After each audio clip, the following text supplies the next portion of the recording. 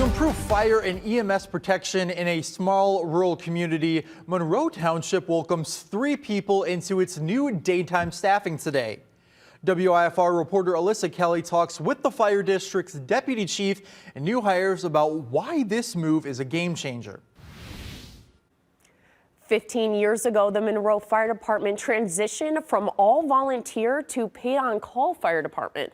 But that posed several issues. Members held full-time jobs outside of the station, making it hard to respond to emergencies.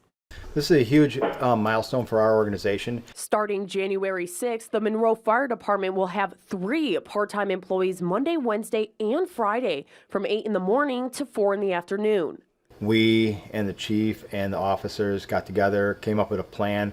We ended up talking to the trustees. The trustees bought into it and are willing to fund this program to go to daytime staffing.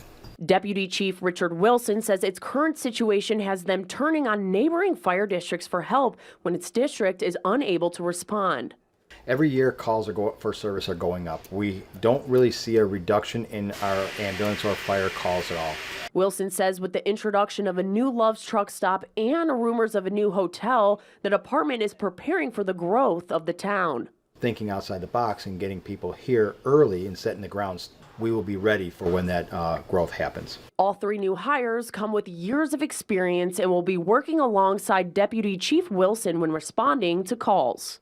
I definitely think there's a lot of opportunity to kind of be part of something that this community hasn't had and provide a higher level of service than what they may have had in the past, and hopefully, help some people out.